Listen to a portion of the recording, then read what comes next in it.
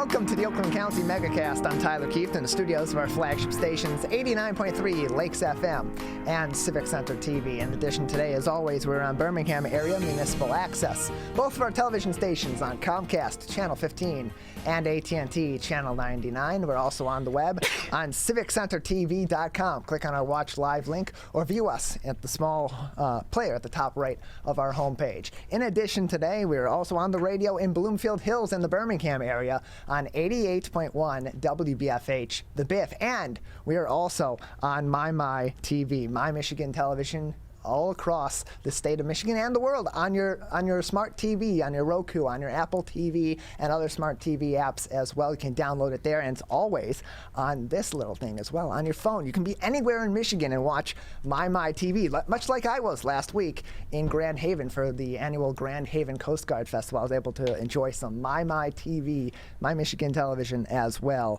over in Grand Haven. And as always, you can find us on Facebook, on facebook.com/CivicCenterTV15 and facebook.com/LakesFM. And today I'm joined in the studio by Erica Jones. Good morning, Tyler. I'm happy to be here. And I have to tell you, after doing this last week, I don't understand how you have those memorized. All those, you just read them off. Like I was saying, Larry, if I could talk, I was telling Larry, I don't know how Tyler has them memorized. You know, I guess you do it every single day, but still, I don't think I would, so good for you. And I was also thinking about you. I was scratching my head a little bit like, Most people do when they think about it. I was like, I wonder how much Tyler is kind of tuning in every once in a while, making sure that we have things under control, probably freaking out a little bit, knowing that things are going to be a total disaster without him around. So be honest, did you tune in for at least 5 minutes a day? Not 5 minutes a day, probably less than 5 minutes total. Okay. I tuned in periodically. I did see, I had just been scrolling Facebook in the middle of the day between going places with some family over in Grand Haven and noticed this new blue livery we've got here and these snazzy lower thirds that Jared from our team made last week, and that caught my eye, so I looked in for a little bit, just did a little more digging to see when that went into place, but I like it. So other than that, no, not much more than 5 minutes total of the week, because I was confident in everybody's ability to take this over and do a good job, and you guys did great from all indications. Good. That makes me happy. I was hoping you would not be spending 5 minutes a day, even on your week off, so I'm glad to hear it. Well, we have a lot that's still going on, whether I'm here or not here. Still tons going on with coronavirus, of course, as well as other top stories in our local area, all on our website on CivicCenterTV.com. And making the top story today, the Centers for Disease Control and Prevention has raised Michigan's COVID-19 risk level, why it matters and why it may not. It's a great article from Bridge Michigan Magazine, an excellent news source. With rapid changes in pandemic data points this week, Michigan seemingly has jumped back into the COVID-19 danger zone, according to the Centers for Disease Control and Prevention.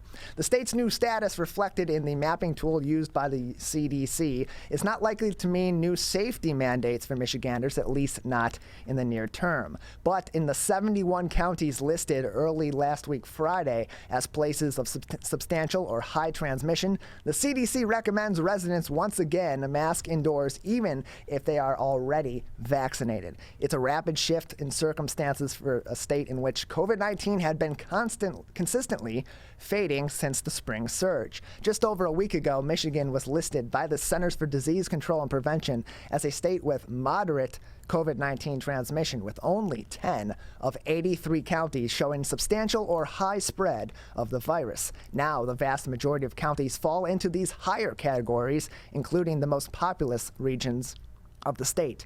Michigan joins most states in the union in being listed as having a substantial or high transmission based on rising number of cases and higher positivity rates from test results. Just one state, that being Vermont, is listed at a moderate transmission level. No state is currently listed with low transmission.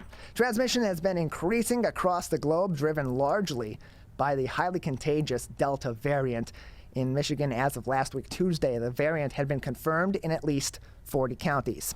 The good news is that Michigan's case numbers still remain low compared to the three worst surges of the coronavirus. At its peak this spring, there were more than 7,000 daily cases newly reported here in the state. Hospitalization numbers also remain low. As a result, experts say the majority of eligible adults in the state becoming vaccinated, which has blunted infection rates and the severity of the virus among those receiving the vaccine. That being said, the virus still continues to spread, and it's a matter of concern for health officials both at the local, state, and federal level, as the Delta variant continues to be the dominant variant here in the state of Michigan and across the union, and as other variants arise as well. And we'll talk more about this later on in the show. We'll have Dr. Russell Faust, the medical director from Oakland County, on the program with us to talk about Delta variant, Delta Plus, the Lambda variant, Gamma variant, and what all of that means in terms of our status with COVID-19. But rising concerns at a time where things are really starting to get back into the full swing, more events are going on, and people are going to be going back to school, back to work, and more. And aside from just the impact that these different variants are going to have on us, one thing that I want to talk to Dr. Faust about, and I'm curious, is exactly what the difference in these variants are, because we're not medical experts, and I know that they say the vaccines that we already do have protect us against these, but I'm curious the differences that they have on your body and the different side effects that people see if they're not vaccinated, because that's something we haven't discussed a lot, I feel like. Yeah, and on top of that, the big concern has to be because we are not at that point of herd immunity or of full or of satisfactory vaccination rate here in the state of Michigan, here in the United States, certainly across the world. The concern has to be what happens if these variants continue to pop up and this virus continues to mutate at the rate that it's going.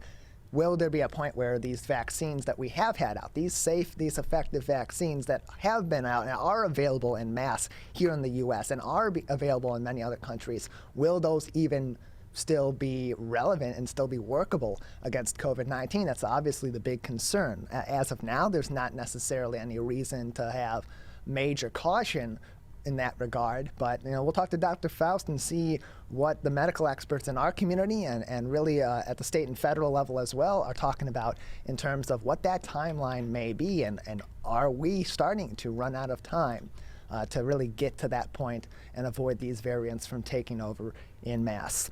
Other headlines on our website, civiccentertv.com/coronavirus. Amazon workers will be masked up as virus spread continues.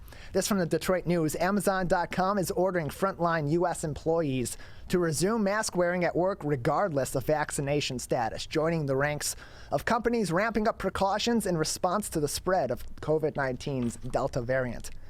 The world's largest online retailer said in a notice to employees last week Friday that workers in its warehouses and other logistics depots in the U.S. must resume wearing masks beginning today. Amazon has been relaxing its COVID-19 safety measures in recent months. Since late May, vaccinated employees could remove their masks at work. The company has dismantled on-site virus testing and temperature checks and removed some physical barriers. Has removed some physical barriers and social distancing enforcement from its warehouses. In response to the concerning spread of the new COVID-19 variants in the U.S. and guidance from public health authorities, our medical experts, we are requiring facial coverings indoors regardless of vaccination status, said Kelly Nantle, an Amazon spokesperson, in an email statement. She continued, "We are monitoring the situation closely and will continue to follow local government guidance and work closely with leading medical care professionals, gathering their advice and recommendations as we go forward to ensure our buildings are optimized for safety of our teams." And closed quote. The new masking mandate does not apply to Amazon's corporate workforce. Amazon on Thursday pushed back the return to office target for workers to January. The company had previously expected to have its employees back in the office at least 3 days a week beginning next month in September.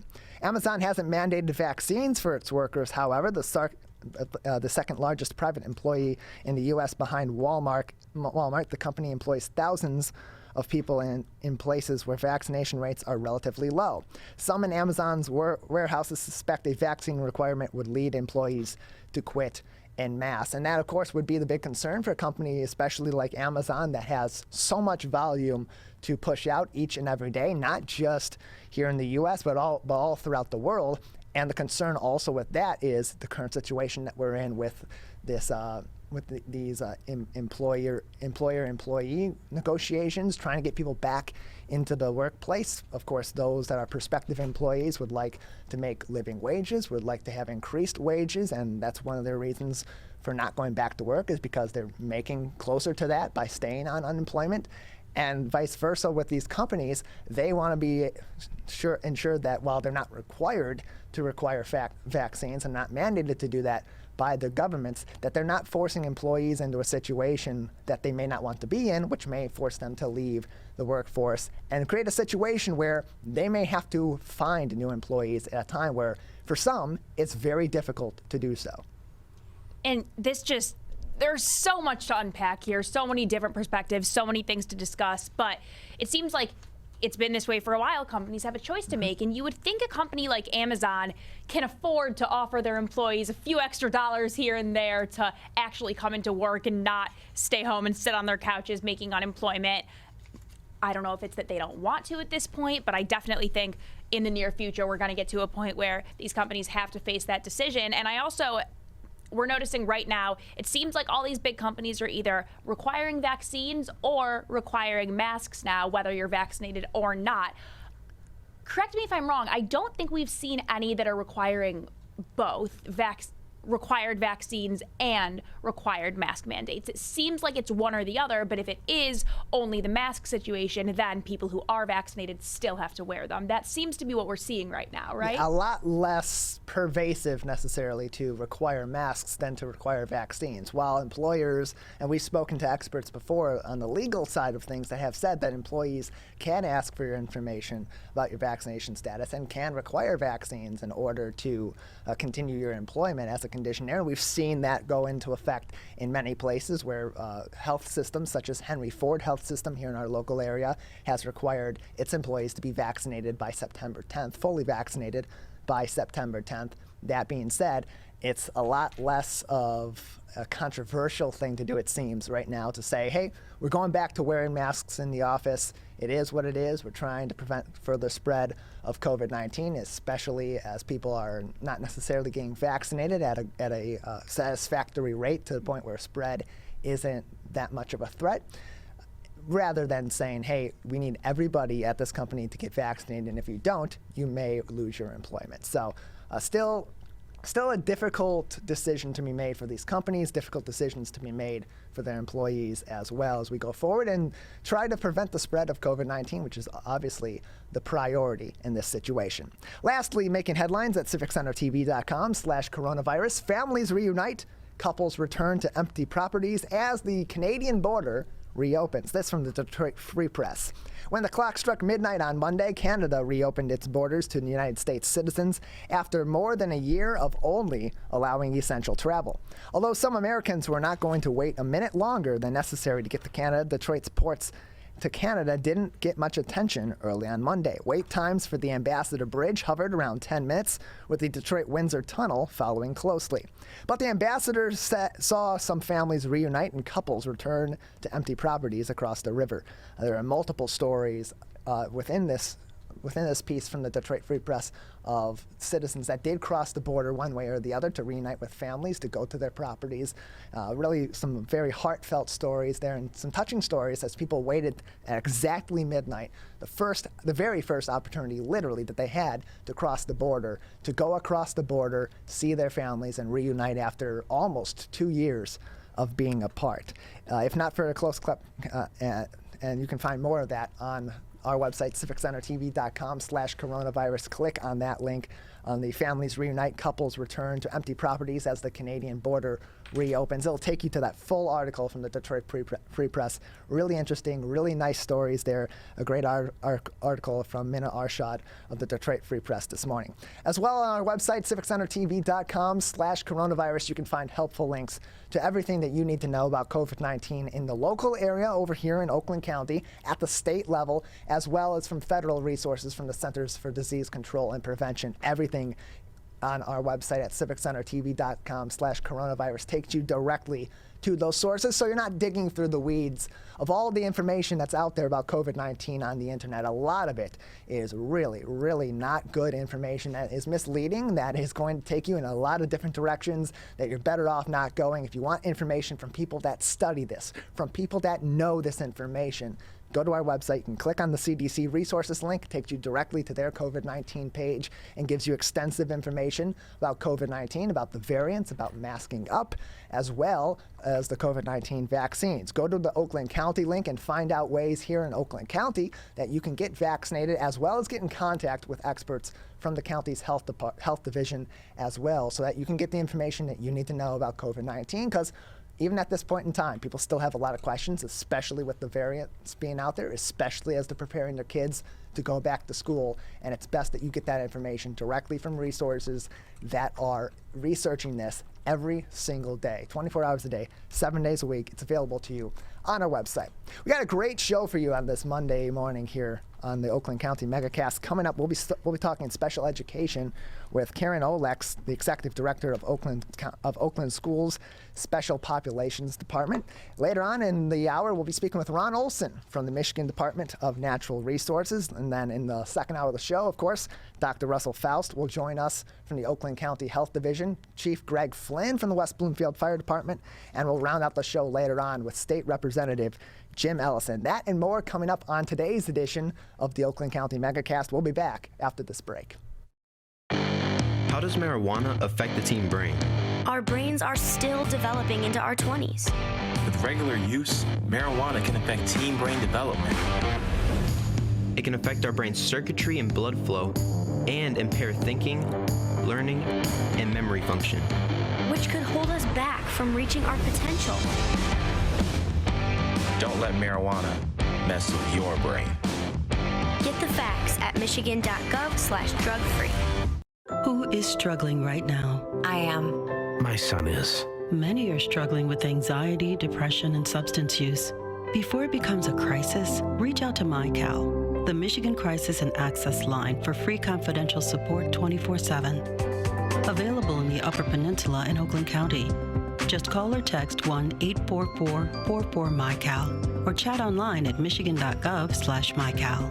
A message from the Michigan Department of Health and Human Services. Motorcyclists are hard to see. To keep everyone safer, it's important to always look for them and know where most crashes occur. 84% of motorcycle and vehicle crashes happen on streets, not highways. And most crashes with motorcyclists occur when vehicle drivers are turning left. So before turning, especially to the left, make sure you look for motorcyclists. Then look again. It could save a life.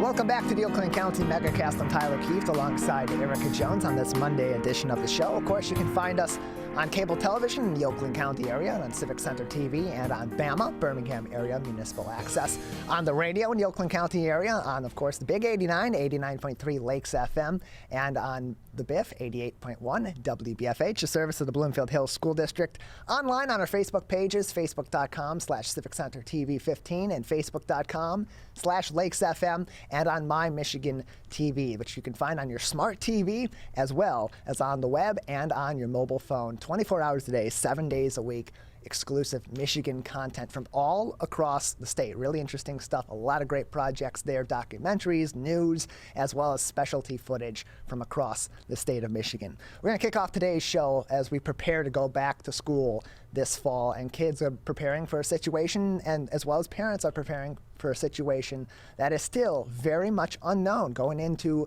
a school year where COVID-19 variants are taking their hold in our communities all throughout the United States. And a lot of people have a lot of questions about what's going to go on. And school is difficult in this day and age for any kid and for any family, but especially those families that have children with special needs. And to join us to talk about that specifically, we're pleased to be joined with the Executive Director of Oakland Schools Special Populations Department, Karen Olex, now on the Oakland County Megacast. Karen, thank you for being with us today.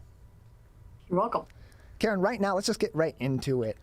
As we prepare for this school year, with all the factors that are at play right now, what is the number one need in our schools at this moment in time for children and families with special needs?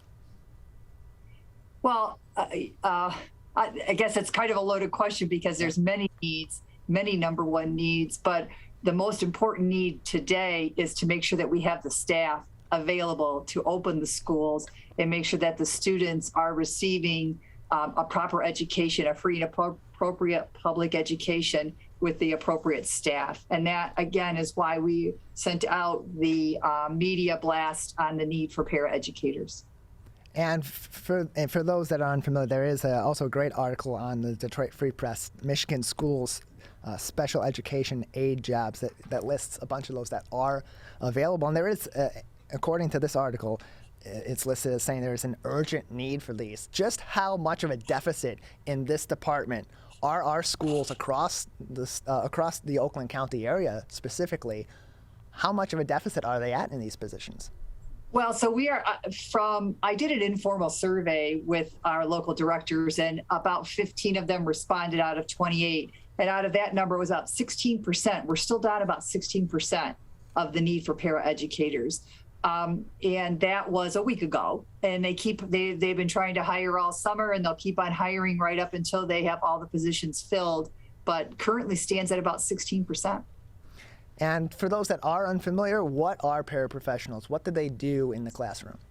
So paraprofessionals are, they're also called teacher assistants. They're called instructional aides. They've got many, many different names, which kind of helps with the confusion on how to apply for the job. But what they do, their jobs vary on the needs of the students. For a student with an IEP, they might be someone to reteach a lesson. They might be someone to model appropriate behavior. They might be someone that goes with them to the general ed class as an aide to help them understand directions.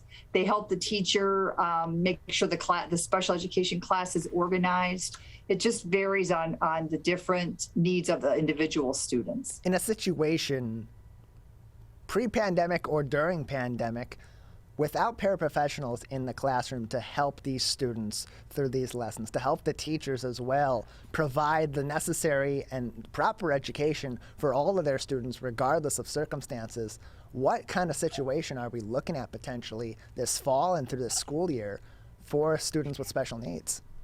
So without the paraeducators, it makes it a little rougher for the teacher because it puts more pressure on the teacher to make sure that those students are receiving everything that they need for their IEP. Again, a paraprofessional is not the teacher, and a paraprofessional is not typically written into an IEP because they are there to support and reteach and things like that. But without the paraprofessionals, it makes it more difficult for the teacher to get to every student needs in an in-depth way so that every student has a little bit extra support as they're going through many of the general ed curriculum needs that they have and or their behavioral needs. We also have, I forgot to mention, we also have some medical paras out there, and they're called medical paras or just paraeducators. And those are the paras that help with the students who have diabetes or maybe have a trach that needs a trach clean, things like that. So in that sense, they have to be hired because those paras are vital in the survival of the students. So again, it's a wide gamut of what they have. Without the paraeducators, it puts that much more pressure on an already overburdened special education teacher. So on the topic of IEPs, what exactly is an IEP? Can you explain that a little bit more, and what exactly does a student need to qualify for an IEP? So an IEP is an individualized education plan. And there are 13 areas of recognized disabilities through IDEA, which is a federal law. It started off as 94-142, then it was reauthorized in 2004. It's called IDEA 2004. And what this is a federal law that mandates students who have specific disabilities still receive a free and appropriate public education in their least restrictive environment. And the students with an IEP are considered to be general education students first. Therefore, the special education program, the individualized education plan that is a yearly meeting with parents and all the staff that will help support the student, kind of determine what kind of extra supports or what are the needs of the student in order for that student to receive the access to the general ed curriculum. And what about, on the same topic, a 504 plan? Is that in the same category? Are those students also considered to be special needs, or is that something completely different? So, it makes it difficult. Special needs can be I could be special needs. Anybody can be special needs. If you have a special need, you could be considered special needs. But a student with an IEP has been identified through federal guidelines as a student who's requiring specialized instruction in order to receive his free appropriate public education in the least restrictive environment. A student with a 504 is part of the Rehabilitation Act, and that assures access. So yes, there's students with special needs as well, but there's the student with a 504 is more of a need of having access to a building with the students. So there's a little bit of a different. They're not necessarily requiring specialized instruction as much as support so that they are able to gain access. Karen Olex joins us now on the Oakland County Megacast. She is the Executive Director of Oakland Schools Special Populations as schools throughout Oakland County prepare for the 2021-2022 school year with COVID-19 very much still in mind and with a great need for paraprofessionals in the classroom. And Karen, among the jobs that are available for paraprofessionals in our schools in Oakland County, are these full-time jobs? Are these part-time jobs? Does it vary? No. Yeah, they could be a part-time job, but in all honesty, for most of them, they are full-time positions. They are in the school during the school day.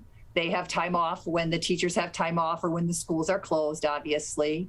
And they are work side by side with the teacher as part of the building. They become part of the culture in any given building that they're at. And what are some of the qualifications for these jobs? So again, depending on the position, but typically all you need is a high school diploma and a loving, caring demeanor with children.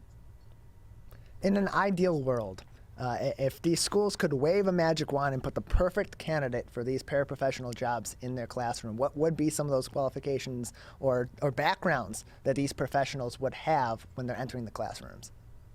Well, again, I think it's a true, honest, caring demeanor for children.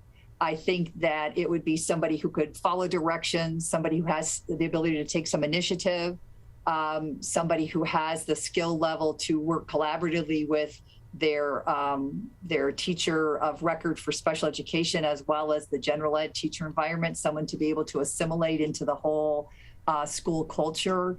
And somebody who will be able to understand a child's disability. Whether the child is a learning disabled child or an emotionally impaired child or on the autism spectrum, understand the nuances, the minor nuances of those, and be able to adjust their interaction with the child to meet that child's needs. So these jobs are available. Are there a lot of these available across Oakland County? Are there select school districts? What is the status of this availability? So as far as I'm aware, every single district still has openings for paraeducators in Oakland County. And they are looking to do whatever they can to help these paraeducators come and work for them. Some of the out-of-the-box thinking that the directors of special education have worked with their local districts to provide is maybe a finder's fee. If you work already at a local district and you bring in a friend and they become a parapro again, there might be a little bit of a finder's fee for you, they're calling it, or perhaps a stipend, or if you stay the whole year and stay as a parapro for the whole year, at the end of the year, you might get a little bit of money. And we're not talking big money. Remember, this is public education. So we're talking something to sweeten the pot a little bit to keep them together, where some of the districts are allowing friends to work together in the same district, in the same building, so that, the camaraderie is already built there. A lot of the districts have tried to raise the salaries of the paraeducators.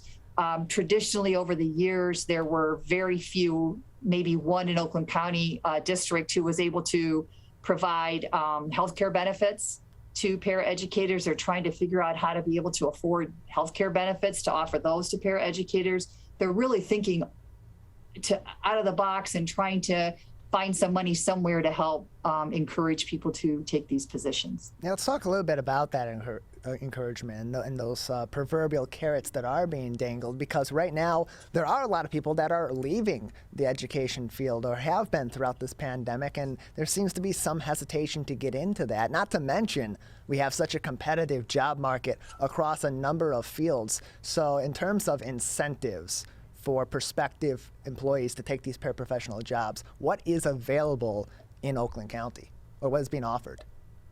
Well, again, just what I just threw, those are the kind of the incentives that are out there.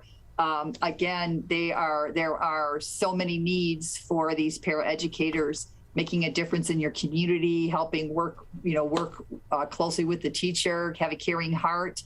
As for the carrots, I mean, their hands are pretty limited when it comes to salary and benefits and things like that. They're trying to work through their Board of Ed along with their superintendents to make sure that they can provide everything they can to help people see that these are not only much needed and much rewarding positions, helping students, very, very rewarding in your community, but worthwhile. Karen Olex with us on the Oakland County Megacast, the Executive Director for Oakland Schools Special Populations, joining us on today's edition of the show. If you missed any of this interview and you want to watch more of it later on, or watch the entire thing on demand later on, it'll be on our website, civiccentertv.com. Just click on our Megacast link and you'll be able to find it all right there. So Karen, as we have as we are preparing for the school district and for the school year, as we're preparing to send our kids back into the classroom, some in situations that will be in person, some in situations that may be hybrid, what advice does your department have right now for parents and for educators, frankly, as we're preparing for this school year? Because these changes have impacts on all students, especially those with special needs.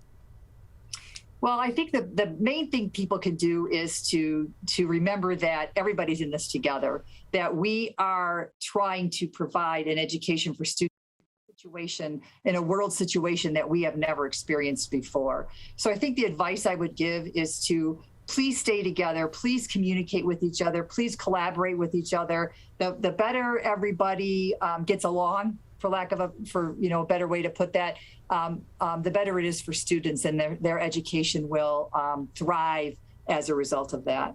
We've heard a lot over the course of the pandemic about the buzzword learning loss, and buzz term learning loss, as there's been those shifts from in-person to hybrid, or from from hybrid to entirely online. In terms of our special needs student populations, what impact has the conditions of the pandemic had on their learning and their potential for learning loss during this time? Well, I think the pandemic,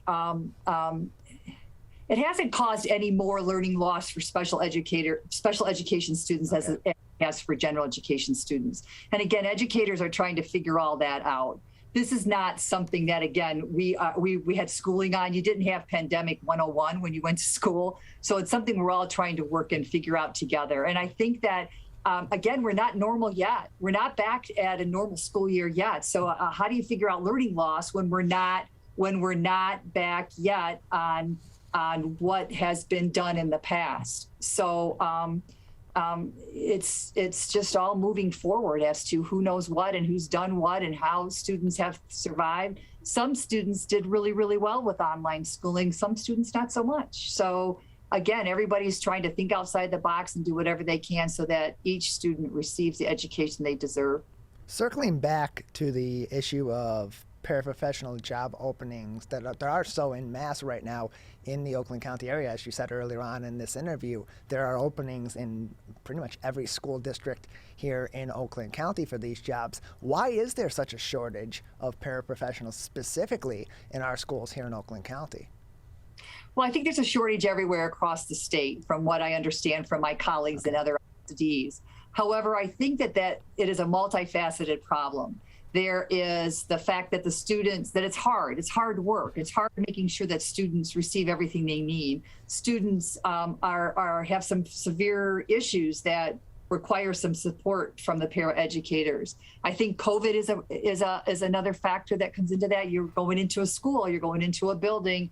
COVID is part of that. The COVID pandemic, we don't know where it is or how it's happening, or the Delta part of COVID and all of that. I think that there are higher paying jobs elsewhere that require a high school diploma. I think that that's a factor. I think the unemployment as a result of COVID, the increase of unemployment is a factor of that. And I think that there have been some people that have pretty much left the metro area in the past years. So I think that's all factors, some of the factors that all weigh into that, just education as a whole. We're really getting down to the wire. It's just a couple of weeks now until many of our schools will begin their school year ahead of Labor Day, which has been uncharacteristic in several years past. So as we're approaching that date, how much more of a concern does it become for these school districts as we get closer to those dates to not only get these professionals in the door as goal A, but goal B, almost more importantly, to get them prepared for their specific students in this specific school year? Well, I think that's as every day that goes on, every day that passes by, it becomes more, and you have a greater sense of urgency. You know you need these staff. You know you need to prepare the staff. You know that the staff needs the training. And a lot of the districts, you're right, they're opening before Labor Day, so they're having their staff professional learning opportunities in the next couple weeks. So directors are trying everything they can to get everybody in place.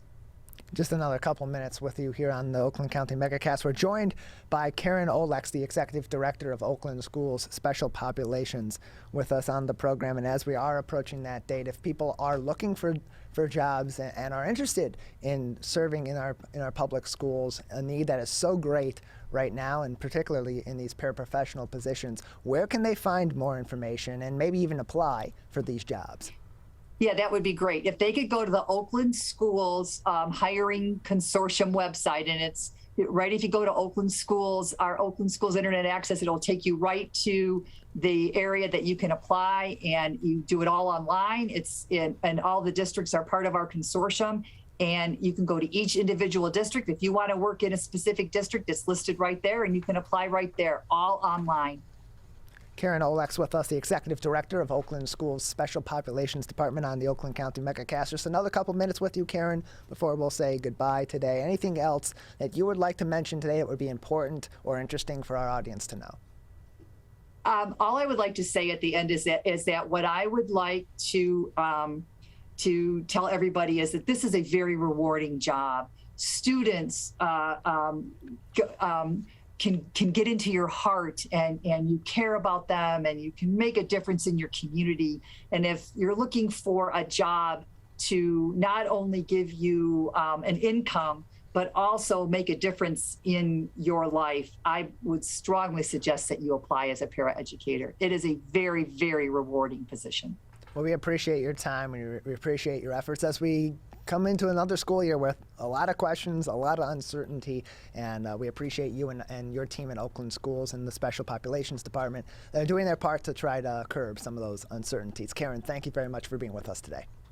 Thank you. Thank you so much. Have a great day. You as well, Karen, and we'll take a quick break and come back with more on the Oakland County Megacast. On the other side of the break, a lot of people are traveling across the state. I just went to Grand Haven last week, and there are a lot of people out on the beaches over there, but with the inclement weather we've had lately, there are new hazards as well. We'll be speaking with Parks and Recreation Chief Ron Olson from the DNR. Coming up after this break, you're watching and listening to the Oakland County Megacast. To Sofia and Gabriel. Even though these old knees can't follow on your adventure to the forest today, these flowers represent my love. These stitches and threads join us together.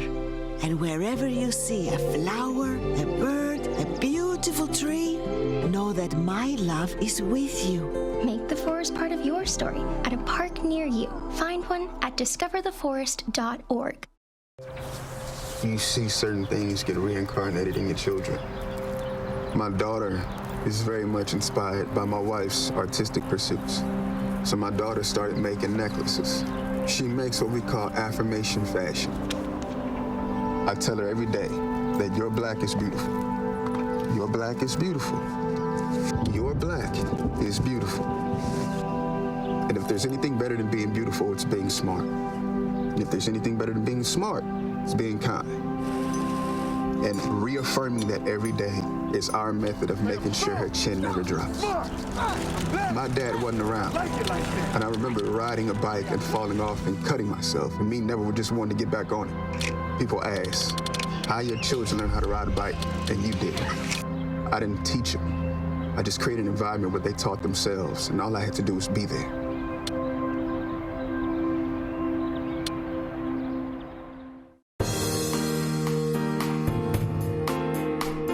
Welcome back to the Oakland County Megacast. I'm Tyler Keefe alongside Erica Jones in the studios of our flagship stations, Civic Center TV and 89.3 Lakes FM. As always, we're also joined by Birmingham Area Municipal Access and 88.1 The Biff out of Bloomfield Hills. Online, civiccentertv.com and facebook.com/civiccentertv15, as well as on the My Michigan TV app on your smartphone, on your smart TV, and on the web, all throughout the state of Michigan and around the world. So no matter if you're in the Great Lakes state, in one of our neighboring states, or across this globe of ours, you can always have a little bit of Michigan in your pocket, on your TV, and on your computer as well. Well, a lot of people are exploring Michigan and are traveling around the state to many of its recreational areas and its beautiful landscapes, including our beaches, but a lot of inclement weather lately has made some of those beaches a lot more hazardous than they have been before, and there are organizations in the state that are working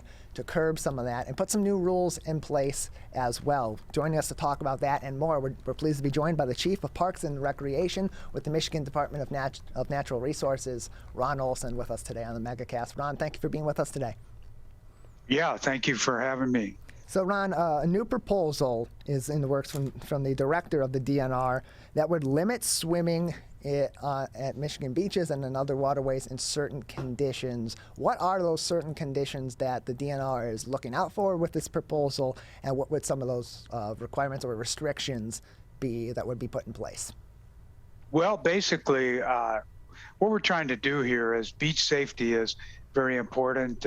On the Great Lakes, there are big natural resources, and with that comes sometimes unpredictable situations. For example, on Lake Michigan, due to its geography and the natural conditions in the lake, there are things called rip currents that occur when the winds pick up and the waves pick up and things like that. And currently we have a flag warning system, which is green, yellow, and red, and in a progressions like a stoplight type of system, where green means it's fairly calm, yellow means that the waves are a couple of feet or a bit greater, and then the red is between 3 and 5 feet, which means that the red advisory suggests people not go in the water, but it doesn't prohibit people from going into the water. In the nature of things, certain spots on the lake, as I mentioned, the wind and the waves pick up, so do the rip currents, which are kind of a dynamic that water will come in and then flows back out very powerfully back out into the lake. And when those are going on and they're strong, even an Olympic swimmer can't beat the pressure. And so there are techniques such as floating on your back and not trying to fight it and things like that. But so at any rate, also the fact is we know that it's a lot of fun to, on a hot day, to have the waves when they're up high to jump in them and things like that. But it also, we found too that sometimes due to the sand movement and things, that there can be cavitations in the sand, and people can step in them and topple over and then become overwhelmed at times. And that's not every time. That's just occasionally that does occur, and there are certain spots that are more prevalent for that. And two areas that have a little more of the current dynamic are the Grand Haven and the Holland area for some natural reason, the way the geography of the lake and everything. So we have a lot of message signs and try to make sure that people are aware to do that. And if you're in doubt, to always wear a life jacket, or if you have kids, it's a good thing to do that, just to be prudent and safe. We do know that there are kiteboarders and surfers and people like that that recreate when the waves become high. And the purpose for what we're doing now is to focus more on people that are going to our designated beaches, which are marked off by buoys, that the outer limit is 5 feet and things like that, because we have miles of beaches that people roam along and participate in, but most of the time the access to the water comes from the designated beaches for a typical lake goer. And we know the surfers and kiteboarders enter away from there because they don't kiteboard through there. So we have, in this order, what this amounts to is giving us one more tool to be able to definitively close access to the water from the land into the water. This isn't closing beaches generally. This is just about giving us a tool to be able to definitively do that if the circumstances would put people in harm's way. And the way the metrics are set up right now is the waves would have to be approximately 8 feet, which is, substantial, greater than the red flag warnings. Also, even if it's calm, it could be unhealthy conditions such as a health advisory, or there could be some natural thing like an oil slick, or there could be a problem with like at Ludington State Park a few years ago, we had a big wooden yacht that got out of control in a storm and hit ground and broke up, and the debris floated in, and we had lots of debris that sunk by the beach, and we didn't want people to go in and step on things, and on a calm day you wouldn't even know that. And we have a few other areas that are like that we need to have a definitive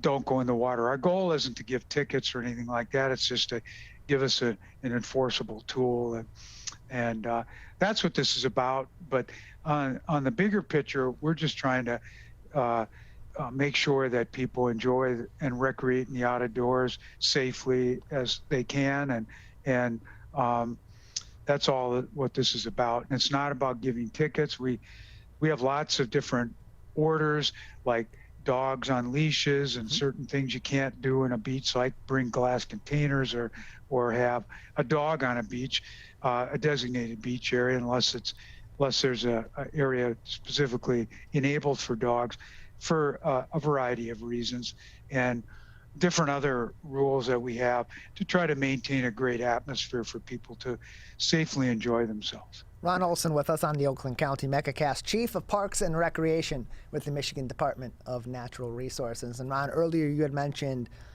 without this proposal in place, the flag system is in place, but there aren't necessarily punishments or consequences that are in place, other than, of course, life and death, which you would think would be enough, but clearly in some cases is not. With this new proposal, what would be some of those additional consequences if someone were to violate a red flag warning or beyond and still venture into, frankly, dangerous waters? Yeah, keep in mind that the trigger isn't the red flag warning. Okay. That's just an advisory. But when it got excessive, like the 8-foot tall waves, or it could be that, like I said, it could be calm, but there could be an impending storm coming across a lake that somebody may not be aware of, and maybe within an hour or something that there could be high winds and things, and there could be triggers like that might suggest, or like I said, if there's a health advisory or some other kind of reason why going in the water would be unsafe to that extent. So the consequence would be, all we want is people to be alerted, and that you should temporarily not go into the water, and I underline the word temporary because things do change and that sort of thing. And if people resisted, we would have the ability to enforce. This would be like all our other rules, a civil infraction that would be involved, and it does carry up to in that category up to a $500 fine. But that doesn't mean that if someone was very defiant and did get a ticket that they would have to pay $500, but it's somewhere in a continuum. But our goal would not to be to write any tickets. The goal would be to simply have people not go in the water until such time that things, whatever the circumstances are, have corrected or adjusted. Ron Olson, the Chief of Parks and Recreation at the Michigan Department of Natural Resources, joins us today on the Oakland County Megacast, talking about a new proposal that would put a swimming ban in place under certain conditions at Michigan beaches and on Michigan waters. There's a great article about that at the Detroit News' website from July 30th, written by Beth LeBlanc. Highly encourage you to check out that article for more information on that. And Ron, in terms of if and when this proposal may be put in place, and these may end up being the rules that are in place at our waterways, at our beaches, what is the timetable as of now on that? Well, the way the order is written now, and this would be something the department director would adopt, this would take place in the public forum during the Natural Resource Commission, of which they are advisory. They don't have policy-making authority over this particular kind of a thing. But following that meeting, the order could be adopted at that particular time. And the way it's written right now, it would go into effect. But there's a possibility that, as to when it would go into effect, the way it's written right now would go into effect in August after that date, but it's likely that the more focus would be for the 2022 season, but that will be determined on or about the 12th, either on the 12th or after. So that's where we are at this point. I should mention too that in there is the original order was amended. That'll be reviewed, and that puts in there the intent of enabling kiteboarding and surfing and things like that are done outside of designated beaches. So there are, we did spend time listening to the kiteboarders and surfers to make sure that that activity could still take place. Ron Olson with us from the Michigan Department of Natural Resources. He's their Chief of Parks and Recreation. And Ron, just one more question on this proposal and these potential new rules that may be in place at our beaches and our waterways. Are there any rules that are being discussed regarding piers and walkways near these waters under these conditions? Just because it's the top of my mind, I know that in years past in Grand Haven and in places like that on the pier, when there have been these large wave conditions, people have been swept off of the piers into the waters, or have jumped off the piers into the waters as they do on days of normal conditions, and have been put into an even more dangerous situation, frankly, where they are suddenly in the water, suddenly in treacherous conditions, and are potentially having their life at risk. Is there anything that's being discussed regarding rules in terms of those piers? Well, the piers are owned by the Army Corps of Engineers. Mm-hmm. They define them as navigational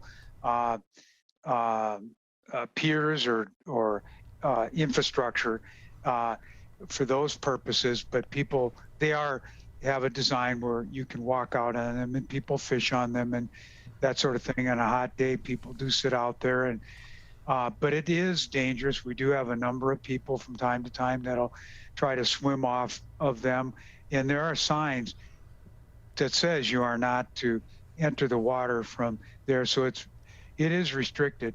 But do people do it? Yes. And is it advisable? No.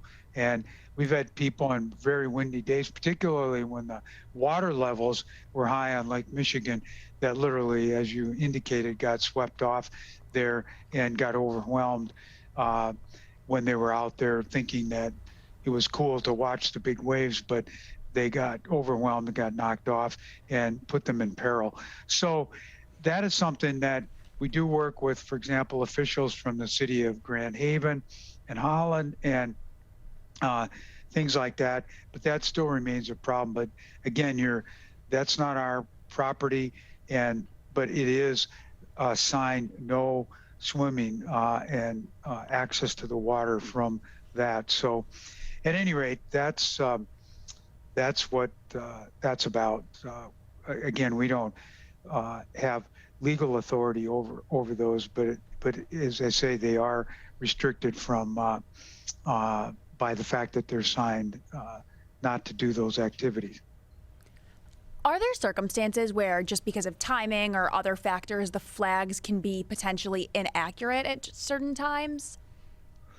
Well, it could be. It depends. We are involved with a across the lake consortium, if you will, of local beaches and that, and the criteria for the access to the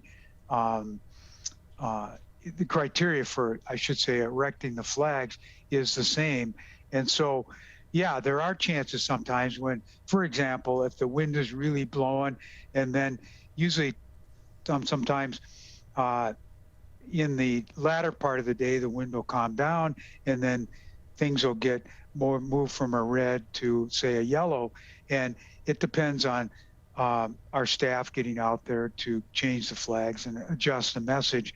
And we try to be very vigilant about that sort of thing so that the public know immediately what's going on. On the flip side, it could be that it's a green situation and the winds start to build, and similarly, we need to make adjustments. But usually the staff are very diligent about getting those things corrected and done.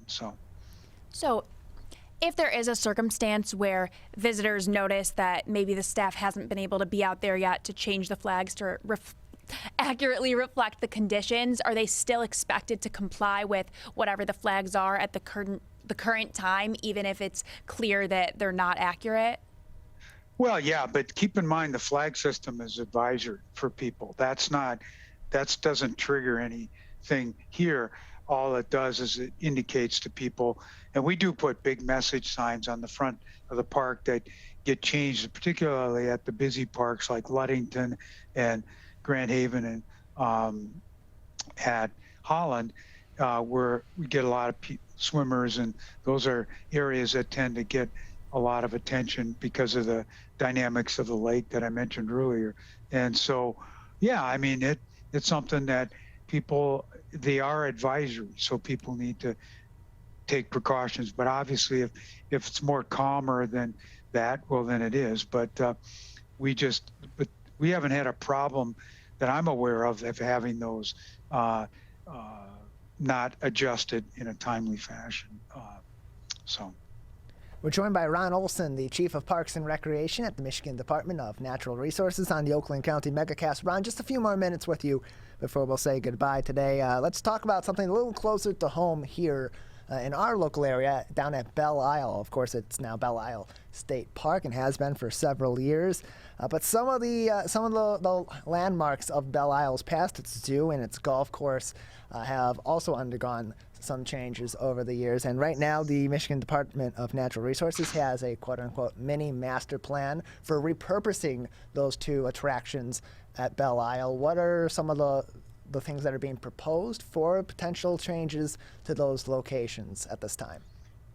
Well, what we're talking about there is that the old zoo that was there years ago, of course, the zoo was developed north of Detroit years ago, and that is very well established. And the zoo that once was on Belle Isle has been gone for many years. There's infrastructure that remains from the old zoo, such as elevated walkways and some of the different buildings, and many of them are in dilapidated condition. The area itself is really hard to see because vegetation has grown up along the perimeter and things like that.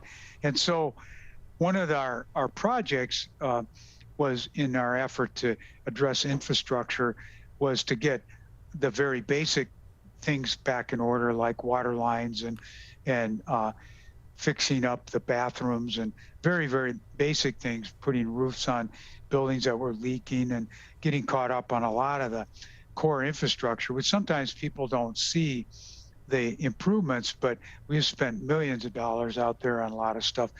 But one of the areas that's in our strategic plan is to address the repurposing of the old zoo and the former 18-hole or former golf course that was out there. Now we do have a shorter learning course with a driving range on the far east end, which remains open under a arrangement with a concessioner, which is going on. But those two areas are something that we want to kind of work on planning. I call it a mini master plan, to figure out what it is that would be the best way to utilize those spaces and to repurpose them. Because, for example, at the zoo site, I mentioned old infrastructure. There's some derelict buildings that need to go away regardless, because they're eyesores and things like that. But then the question is, well, if there's any viable infrastructure that might support another use, we want to figure that out first before we take out something that could be repurposed. So the idea is we are partnering with MSU, a planning curriculum that they have there. We partner with them, and there will be upper level students working this fall to help us jumpstart a process where we can start getting public engagement to talk about what's possible there and explore some creative ideas.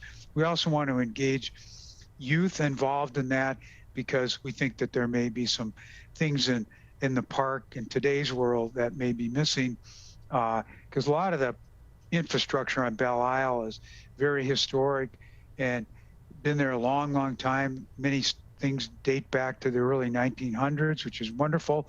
But in today's world, if there's something that's missing there, we want to be able to identify it that would be a proper fit. Although on the continuum, it could be that maybe the area just gets, the old infrastructure gets removed and the area is restored back to a natural condition similar to the adjoining flatwoods, which is to the east of it. So that's where we are with that. It's just the conceptual beginning of the conversation about that, and certainly we haven't even started. But this fall we will have that process and in assistance with students from the Michigan State to help us engage with the public and youth and otherwise to see where this might take us.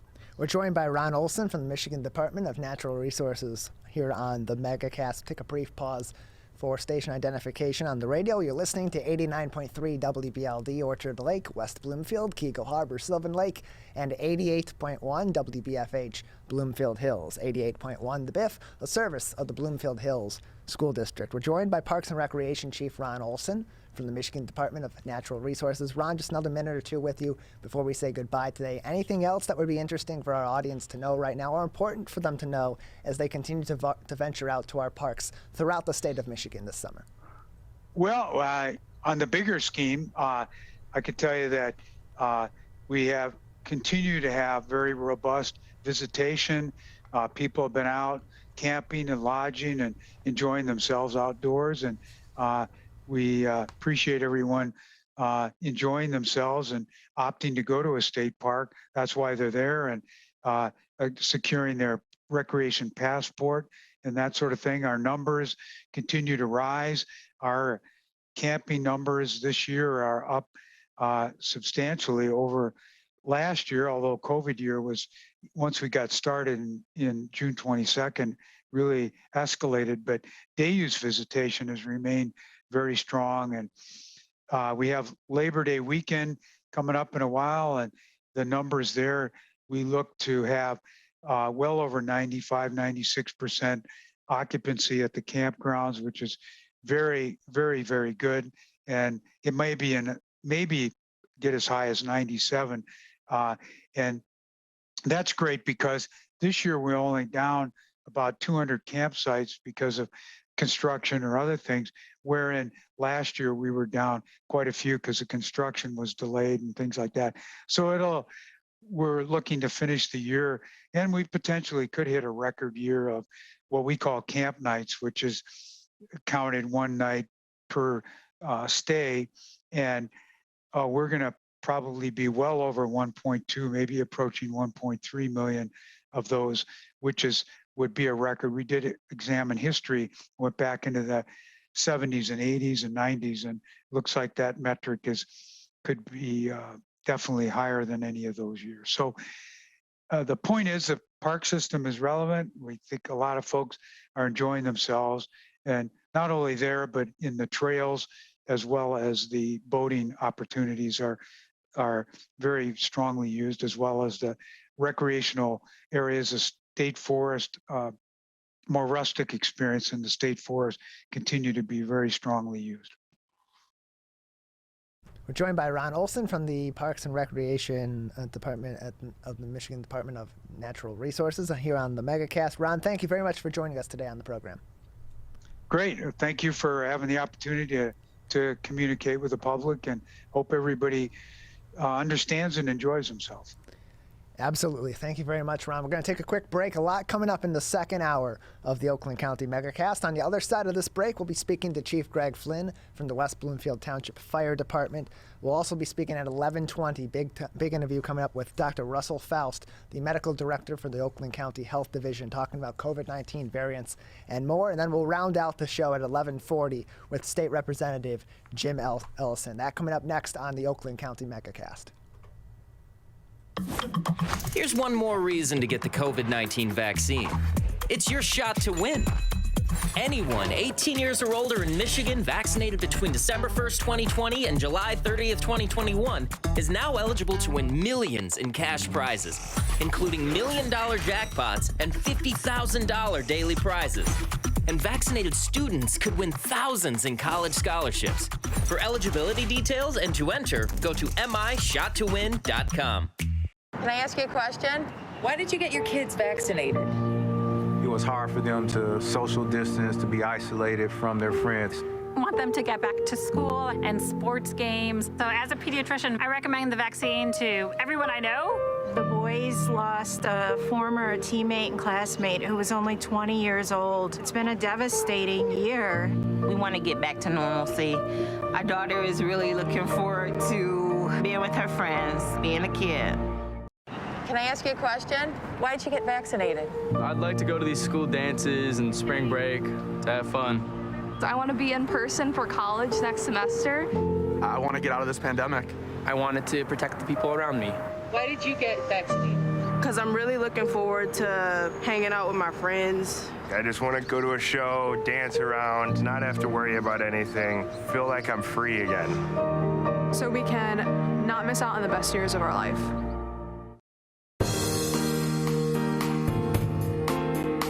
Welcome back to the second hour of the Megacast. I'm Tyler Kieft alongside Erica Jones in our studio here in West Bloomfield Township. You're watching us on Civic Center TV and Birmingham area municipal access on cable television in the Oakland County area and all throughout the state on My Michigan TV on your smartphone, on your smart TV, on the web, and on your phone 24 hours a day, 7 days a week. We're also on the radio, 88.1 WBFH The Biff and 89.3 Lakes FM, as well as on our Facebook page, facebook.com/Civic Center TV 15 and facebook.com/Lakes FM. And as the pandemic continues on, as a summer with a lot of severe weather continues on, there are a lot of concerns on the local level in each of our communities that particularly pertain to our fire departments as they continue to try to keep our communities safe, both in the COVID-19 realm and in the general realm as well. And to talk more about that, we're pleased to be joined once again by West Bloomfield Fire Chief Greg Flynn on the Megacast. Chief Flynn, thanks for being with us today. Tyler, Erica, good to be with both of you.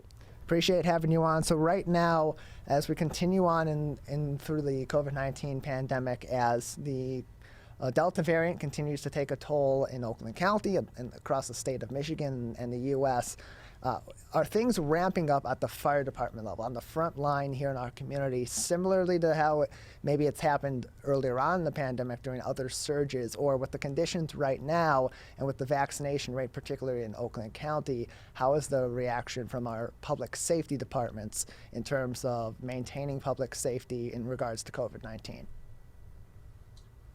Well, a great question, Tyler. As we have spoke over the more than 12 months, but what are we probably pushing on here? 16 months or so that we've been talking about the coronavirus and its approach, and now we've been living with it for over a year. It's here, it's everywhere. And I hear the discussions about, one of the airlines mandating vaccines and other companies mandating it. We're hearing in New York how they're mandating a vaccination card to go into a restaurant. Everyone's just continuing to navigate how we will live with this virus. We try to balance this discussion about rights of, whether or not you have to be vaccinated or an employer should be vaccinated, whether or not a restaurant can say we want vaccinated people or you're going to have to wear a mask. It's a very difficult conversation to have, as I'm sure you've had guests on the show, and there's people with strong opinions on both sides. And the really unfortunate thing that I find troublesome is that we're debating the science. And I think that's been one thing we've been pretty clear on here. We try to stay where we know we are dealing with facts. And we know that when we are vaccinated, that when we have a very supported social distancing and mask wearing components to larger gatherings, that people are safer. We know that. And people should still be calling 911 when they have these emergencies, and they can still receive help from those on our front lines if they're in an emergency situation.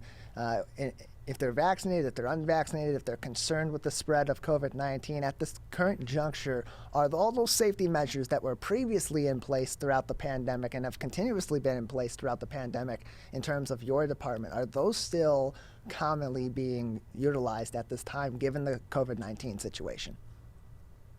With those, all of the things that you've talked about to some degree have been incorporated into our new way of doing business. And so while I don't think you're finding our first responders show up in the level of protective equipment where they might have on a full bodysuit like we were initially as we were trying to really understand what was going on, that level of protection is still available to all of our team. They still have that equipment. You're just not seeing it as frequently, but you'll still see them responding with masks on. We're still doing some screening. But keep in mind, Tyler, we need to appreciate the fact that even if the 911 dispatcher is asking if you have a fever or you don't have a fever and all that, we know there are so many people that are asymptomatic. We're seeing breakthrough even on the vaccine where you're a carrier, you just don't get as sick, but you're still able to spread it. We pretty much assume everybody has the COVID-19 infection. They just may not be displaying the illness, the signs and symptoms of the illness. So we continue to decon the ambulances, decontaminate the equipment, and provide any protective piece of equipment that our team members will need to safely care for the sick and injured and those that call 911. Even if it's a fire alarm or something like that, where it's non-medical, we're still putting those best practices in place to stop the spread. We're joined by Chief Greg Flynn of the West Bloomfield Township Fire Department here on the Megacast. And Chief Flynn, I know that this is all determined through Oakland County, and we'll definitely ask Dr. Russell Faust coming up next about this more in terms of vaccination clinics, as we have seen some more interest in people at a lighter level to get vaccinated as the Delta variant continues to spread, as variants such as Delta Plus and Gamma and Lambda start popping up, and we start hearing more about that. At this moment in time, are there more plans that are being discussed between your department and Oakland County or neighboring departments even for additional vaccination clinics in the near future? Well, I want to start off by saying that the residents of Oakland County and really southeastern Michigan really should be pleased with the work of Dr. Faust and his team of healthcare professionals that are here in Oakland County. The rapid ability to do testing early on that they implemented, the rapid deployment of vaccine as it was coming available, we were literally coordinating. Their team would reach out as they were getting the forecasted allotment of vaccines and were setting clinics up for immediate scheduling and administration and getting shots into arms. And I really want to thank him and his entire team, all the boots on the ground that made it happen. Are we still doing those? Well, I think you've seen a pretty significant decline in the large scale demand, which is what we were going for. Remember, early on, Tyler and Erica, we didn't have anybody vaccinated. So we had a high probability for spreading of the virus. But as we start to get more and more people to have that courage to take the vaccine and to work with their medical professional and understand the efficacy and the safety that's built into this, probably one of the most effective vaccines, if not the most effective vaccine ever created. More and more people are buying into that, but there's more availability. So we don't have to have them drive through West Bloomfield Fire Station #1 now. There are other clinics, smaller clinics that are available. And really that's providing more accessibility to those that are ready to get the vaccine and stop the spread of the virus. Chief Greg Flynn from the West Bloomfield Township Fire Department joins us today on the Oakland County Megacast. Chief Flynn, in terms of your department, and pardon me if this is a question that you cannot answer, what is the current outlook in terms of vaccination amongst your firefighters and EMTs? No, that's a fair question, and I think that's one that many people would like to have an answer to. I do respect the privacy of our healthcare professionals here, our paramedics. They have all the information provided to them about being vaccinated. They have access to the vaccine. In fact, again, the Oakland County Health Team has gone out of their way to make sure that first responders have access to that. But we know that there will always be some folks that maybe for whatever reason aren't going to be vaccinated, but when they take the appropriate precautions and still wear their mask and social distance and wash their hands and avoid being in large crowds, the things that were very successful in the beginning are still successful. And as long as we continue to take those things, we'll be doing our part to keep the public safe. So with vaccines being so available to everyone at this point, do you think not only on your team that people are at this point kind of, if they want to get the vaccine, will have already gotten it? Or do you still think there are some people on your team that haven't gotten it yet but are still going to? Well, I think just, Erica, taking that just in a general discussion, I think it is very challenging, even as I have conversations with folks, even as early as this morning, as most recently as this morning, there's still the misinformation. I know it sounds like a broken record of people saying that, but I still to this day are hearing things about the vaccine and how it was tested and questions that people have that have been answered. And there's research and there's cited spots that you can go and back up this information on. And for whatever reason, folks are doing that. So really bringing the conversation back to whatever your choice is, the virus is still here. I heard a great doc talk, I think it was out of Arkansas, and she just was talking about how the hospital beds, while everybody is not critical, they're still full. So now the folks that have had an ATV accident, this was the only trauma hospital, level 1 trauma hospital in their state, or have fallen, there's no room for these people at the trauma hospital. So we've really got to get out of our mindset that we're only looking at COVID-19 patients. It's all the other patients. People are still having strokes. There's still diabetic patients. There are still people having heart attacks, and there's no room at the inn. There's no beds available for these other sick people to go to. So, the medical profession is saying to all of us, let's do our part. And by all means, if you're not going to get vaccinated, then wear a mask and keep your distance and be respectful of that. But this idea of I still can do whatever I want and there's not this sense of community about controlling this virus, I think is just very misguided. And I'm here to say, I'm vaccinated. My entire family is vaccinated. All 3 of Danielle and I's boys are vaccinated. We got them as vaccinated as soon as we could. We believe in it, and we just would encourage people. I would encourage people as the fire chief here in West Bloomfield to continue to explore, learn more about it if you haven't been vaccinated, reach out to a healthcare professional. But there are so many people that have gotten it, and we're not seeing any of these side effects to the levels that would be concerning to anybody in the medical field. Chief Greg Flynn joins us today on the Oakland County Megacast with the West Bloomfield Township Fire Department all across the local area and the state on My Michigan TV. And Greg, as we continue forward, throughout this pandemic, we continue to have more conversations about mental health, and West Bloomfield firefighters are definitely among those that are speaking about mental health, especially during this time. Of course, back in 2016, we had a longtime firefighter from the West Bloomfield Township Fire Department that did end their life, and they're part of a campaign now through the Michigan Association of Fire Chiefs to remove the stigma. Would you like to talk more about that campaign and the efforts that's putting forth to address mental health of our first responders, but also of the greater community? Well, thanks for that opportunity, and thanks for remembering Lieutenant Jeff Hiltner, who did die by suicide in 2016 after a long, many years of service here to the West Bloomfield community and the community served by the WBFD. The conversation, I think this dovetails very nicely into this whole conversation about COVID and how it has impacted our communities. You know, when we look at Dr. Joyner's theory on why people die by suicide, it really can be boiled down to the simplicity of because they want to and because they can. And that sounds so abrasive to us, but the reality of it is that when we lose the connectiveness, when we lose that sense of belonging, when we feel like we're a burden, and we have this acquired capacity for pain, like we've come to the real this understanding in our own thoughts that my only solution is to die by suicide.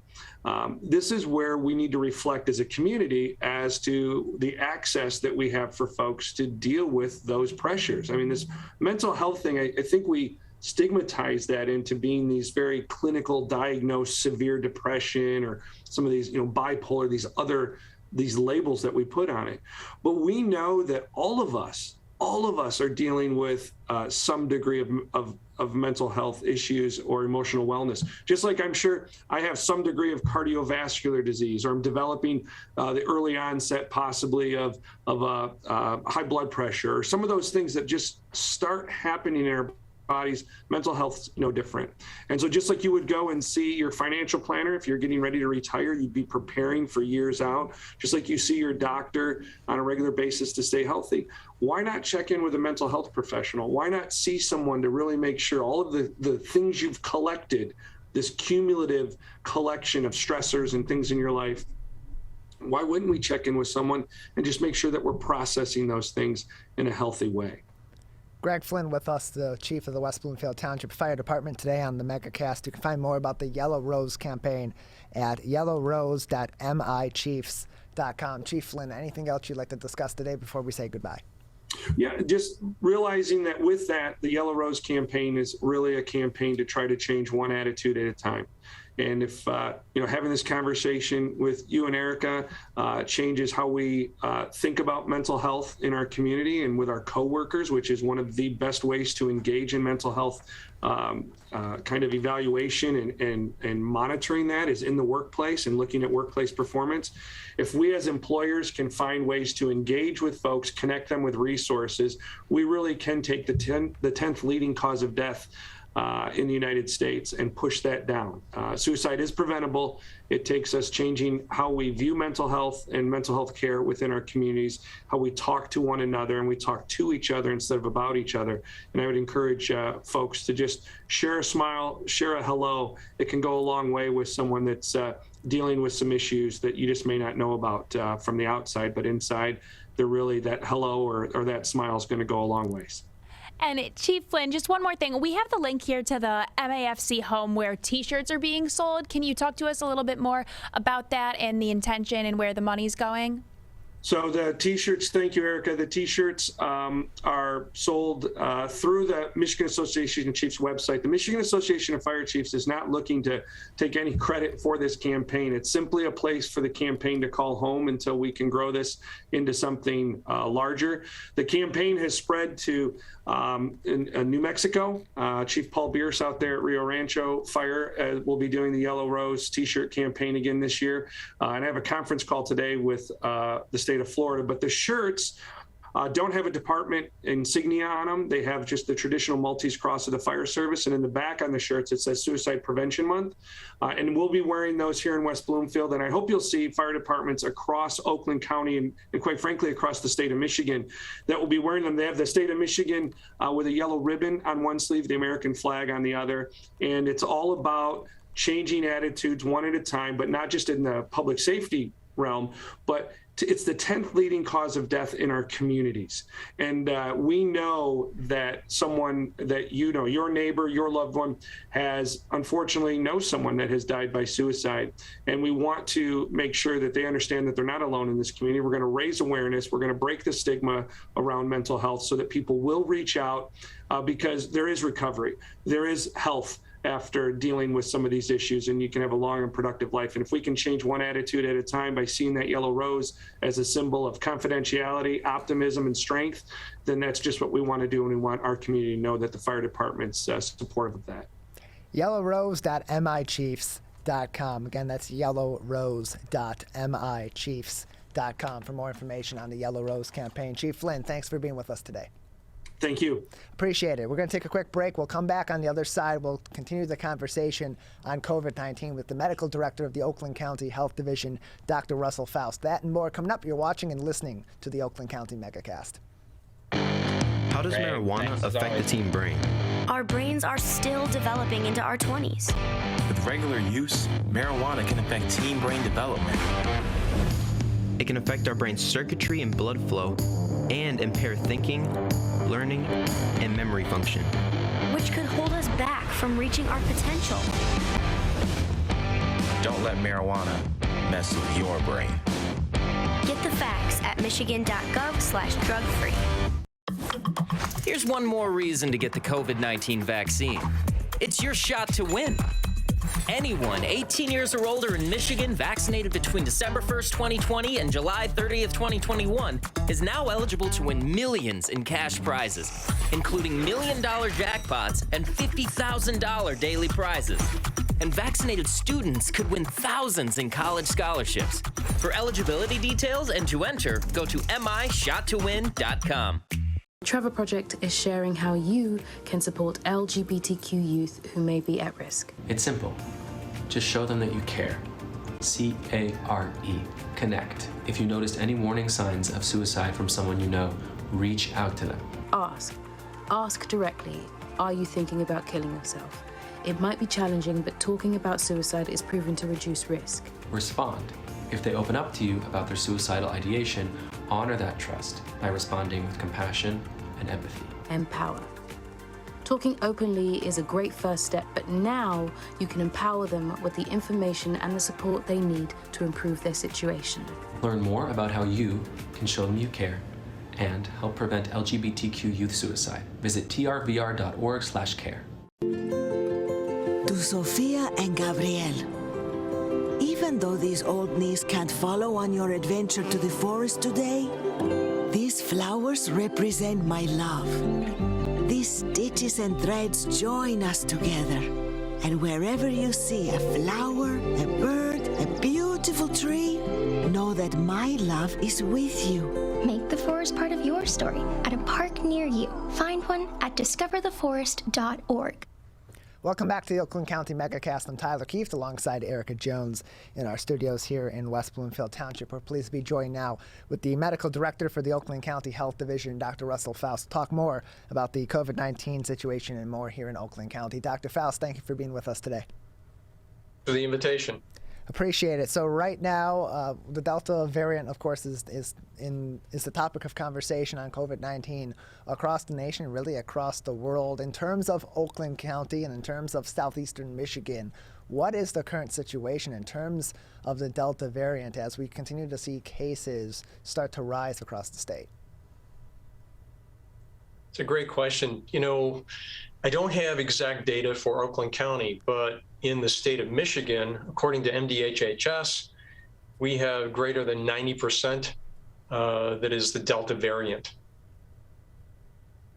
In an article from Oakland County 115 earlier on this week, you were quoted, in saying, in light of a recent rise in COVID-19 cases, which includes the Delta variant, we agree with the recommendation from the CDC for all Oakland County residents to wear masks and social distance in public indoor spaces, regardless of vaccination status. And some may respond to that by going further on into that article with some of the data and say, why do we need to do that when 70.6% of Oakland County residents are currently fully vaccinated against COVID-19, have received at least their first dose, and over 85% of cases have been among residents younger than 60 years old. What do we need to wear the masks for at this time, Dr. Faust? Why is mask wearing once again so critical as our vaccination rate in Oakland County continues to be stellar in comparison to many other areas in the state of Michigan?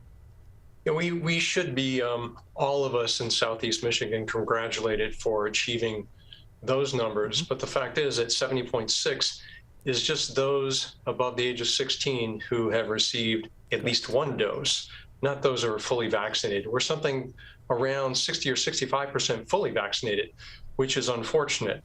The issue is that now that we're in a, quote, substantial transmission geography area, according to CDC definitions, that means that we continue to have transmission. And the problem that we're having is that we will begin to see breakthrough infections. That is, those who are partially or fully vaccinated will be infected by those who are completely unvaccinated. You know, the fact is there's no vaccine that's 100% effective or 100% protective. These vaccines, are like any other. We're fortunate in that these vaccines have a very, very high level of protection. But even if they're at 90% or 95%, that means we still have a 5 or 10% risk of being infected. That is a breakthrough infection. What we're seeing with the Delta is that there's a higher risk of breakthrough infection.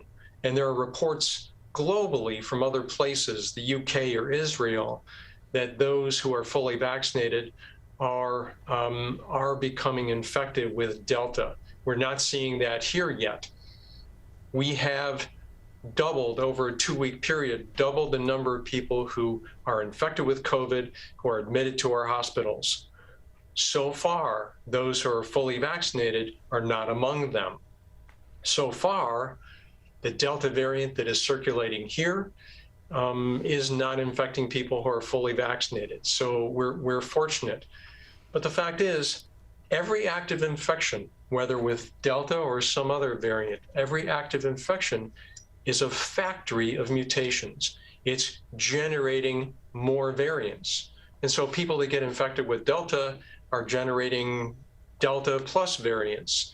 And what we're seeing globally is there are locations, I think out of the UK most recently, where there are many infections, breakthrough infections of people who are fully vaccinated with these newer Delta variants. So that's a long, rambling way to say we have the ability to put a stop to this. We need to get everybody, as many people as possible, vaccinated, and we need to get people back in masks, whether they're vaccinated or not, when they're indoors. And my biggest concern right now is that we're kind of headed toward this perfect storm. That is, we have schools are about to come back into session. Many of those children are unvaccinated and can't be vaccinated according to, FDA rulings on the vaccine so far. We've got people that are returning to work from remote situations. We've got schools, colleges, and universities that are coming back online and back on campus versus remote. We've got international travel opening up. We've got international students arriving back on our campuses, and we've got Delta variant greater than 90% in the state of Michigan. I'm concerned. And again, this is not rocket science. We have the ability to put a stop to these transmissions, vaccine and masks. And again, I apologize, it's a long, rambling way to answer your question. There's so much to unpack here, and just listening to you talk, there's so many questions I now want to ask. But on the topic of this perfect storm you say we're going into, and schools starting, and the FDA not allowing children to be vaccinated, Explain a little bit more why that is. Why aren't children under, I believe it's still 12 years old, unable to be vaccinated? And because of that, is mask wearing going to be enough in schools to stop the transmission until they can be vaccinated? It's a great question. So I'm not sure. I don't have a great explanation for why FDA and CDC haven't approved for those younger than 12 to be, vaccinated. I will say they're being very, very cautious. And, frankly, as a parent, I think that's a great idea. I fully support their level of caution so that we don't end up with, an imbalance that is of children who are having kind of unforeseen complications of being vaccinated versus the benefits of being vaccinated and keeping them from incurring infections with COVID-19. So right now, I support the FDA's hesitancy and caution. So I think they're just waiting for more clinical trial data. We know that those in school can prevent transmission with not only masks, but also distancing. So that combination, which has been so successful in the past, will continue to work as long as we continue to mask and distance. We're joined by Dr. Russell Faust, the Medical Director of the Oakland County Health Division on the Oakland County Megacast. And Dr. Faust, as we continue forward through the pandemic, as cases continue to be rising across the state of Michigan, we have, of course, the Delta variant in play. If people are more apt to get vaccinated, is Oakland County continuing to have those pop-up clinics throughout the county? And what are some of the places or dates that those may be coming up on? Sure, and thanks for that question. Yeah, I do miss the days of having, being able to vaccinate 4,000 people in a day. Mm-hmm. Certainly, as we move through the greatest demand for vaccine early on in the pandemic and the availability of vaccine, demand is reduced. And in order to get out and get people vaccinated, we're trying to make that as frictionless as possible and reduce any obstacles. So right now, vaccine is available anywhere and everywhere. It's available through medical practice groups. It's available through pharmacies. It's available, we go out and support vaccination clinics at faith-based organizations, churches. We're going out into neighborhoods. We have a mobile van that goes around. I know that Honor Community Health has the same. We're going out into communities now where there are small pockets of under-vaccinated, population and bringing vaccine to them. So there are no obstacles. So they don't have to come to us. We continue to run vaccine clinics, make vaccine available at our North Clinic in Pontiac, our South Clinic in Southfield, and let me be very clear, it's free of charge. So we're trying to make it as available widely as possible and as frictionless as possible. Dr. Russell Faust with us on the Oakland County Megacast. He is the medical director of the Oakland County Health Division. And Dr. Faust, we've heard a lot about the Delta variant. We're starting to hear a lot about other variants that are popping up in the U.S. and certainly across the world, such as Delta Plus or Gamma, and now we're starting to hear about the Lambda variant. And there's a variety of information on these various COVID-19 variants, and particularly with the Lambda variant, there's still conflicting information, or more studies need to be conducted from the medical community as it's currently being reported in terms of its ability to spread and certainly its ability to counteract the vaccine. In the medical community at this moment in time, how great of a concern is that potential for one of these variants that will continue to pop up as people continue to not be vaccinated and as COVID-19 continues to spread in the U.S. and around the world? Is the concern about a variant that could jump the virus in some way or another, jump the vaccine in one way or another, a growing concern for the medical community? Yeah, that's a great question, Tyler. Thank you. So right now, when I do a daily kind of research in PubMed and medical journals looking for clinical data, medical data, scientific data on the various variants. And right now, there isn't really great data on the resistance to vaccination or the transmissibility or infection rate on Lambda, for example. So I think this is a great opportunity to emphasize that I want to strongly encourage people not to get their medical, clinical, and scientific facts off of social media sites, whether that's Twitter or Facebook or some other, social media blog. I want to strongly encourage people to go to cdc.gov and look for current updates on vaccine, about variants, and they're great at being very, very transparent on what's going on and possible side effects as they are learned about through clinical trials. So cdc.gov is a great site. The World Health Organization has a similar site, WHO. That's the place to get clinical and scientific fact, not social media. The other thing I'd like to emphasize, at the beginning of this pandemic, a new phenomenon has popped up in scientific and medical literature, and specifically the preprint. And so as the medical community was trying to get information out as rapidly as possible, they would preprint articles online. And what that means is they don't go through the normal vetting process of peer review.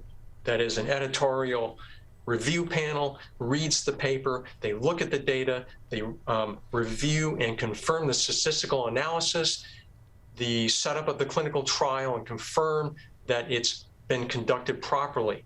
None of that is happening right now for many of these preprints that are posted online.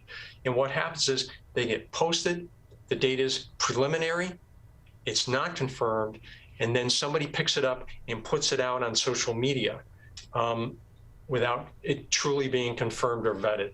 And so a lot of the misinformation that we hear about is coming about in that pathway. And again, we won't see that on cdc.gov. So I want to encourage people to go to cdc.gov for their clinical and medical facts. Dr. Russell Faust, the medical director of the Oakland County Health Division, with us on the Megacast today.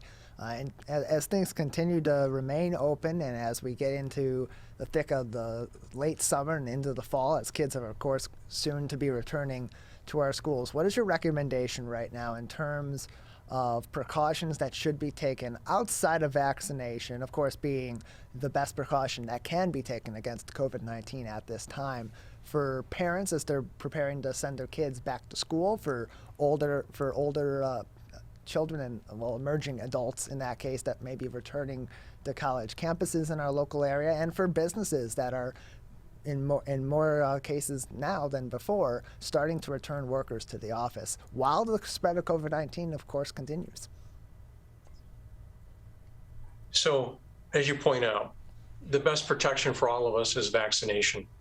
Mm-hmm. In addition, if you have children returning to school and they do not fall into the vaccinatable category, 12 and above, it's important for other family members who are eligible to be vaccinated, and that will keep their children as safe as possible. In addition, masking and distancing, and confirming with the school superintendents or principals that those precautions, those mitigating activities are being used in the school campus. A lot of schools have done away with the hybrid or remote option, and I can fully understand that. And parents simply need to express their wishes with the school superintendents and principals. They have really a thankless task before them, as parents on both sides are really pressuring them. But parents can do everything they can possibly do to keep their children masked, maintain distance, conduct as many activities as possible outdoors, considering that we're headed back into colder weather. But vaccinate the rest of the family as possible, and mask and distance. Dr. Russell Faust with us from the Oakland County Health Division. He is their medical director. And Dr. Faust, just another couple minutes with you before we'll say goodbye today. We recently had the first confirmation of mosquitoes with West Nile virus in the Oakland County area in Troy. For those that are trying to take precautions against this potential threat to people's health, what should they be aware of at this time? What should they maybe be avoiding? And if they do come in, and what symptoms should they be on the outlook for in case they are stung by a mosquito that is West Nile virus positive? Sure. So again, great questions. If as possible, minimize activities at dawn and dusk, and thereby minimize your exposure to mosquitoes. If you're going to be outdoors, long sleeves, long pants, again, to minimize your exposure, and use a DEET, D-E-E-T, containing repellent. And the symptoms are, begin with a severe headache and kind of decreased cognition, So if you've been exposed, you've been outdoors camping or what have you, you've been covered in mosquito bites and you're feeling ill, then you should be seen by your practitioner. Dr. Russell Faust from the Oakland County Health Division with us on the Megacast today. Just another couple minutes with you, Dr. Faust, before we say goodbye. Anything else that you think is important at this time for our audience to know about COVID-19 or other health matters in the Oakland County area? No, really, I appreciate the opportunity. Thanks for the invitation. I did want to thank Fire Chief Greg Flynn for his kind comments, but also for his partnership and service in our community. It's been great to partner with the fire teams in getting people vaccinated. So thank you. Thank you, Dr. Faust. Appreciate having you on. We're going to take a quick break here on the Megacast, and we'll return on the other side of the break talking to Representative Jim Ellison from Michigan's 26th District. That next on the Megacast. People are getting out to walk and bike in higher numbers. More vulnerable road users and higher speed traffic can be a dangerous combination. Crash severity has increased, so if you're driving, be sure to slow down and look for people. There's no need to speed. If you're biking, ride with traffic. If you're walking, avoid stepping into the road if possible. If you have to walk in the street, walk facing traffic. Learn more at walkbikedrivesafe.org.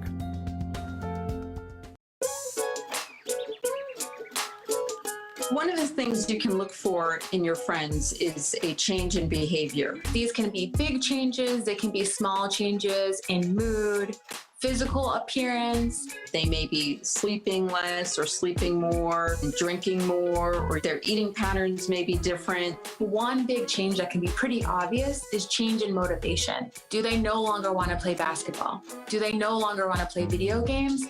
Now that we're spending more time online and in virtual settings, it's really important to pay attention to the language that your friend is using and the words they're using to communicate. So when we text our friends, are they taking longer amounts of time to respond? Are they not responding at all? You don't have to be an expert to try to recognize these signs. The second that you feel it in your gut and that you're concerned, that's the second to have the conversation and open the door to what might be going on.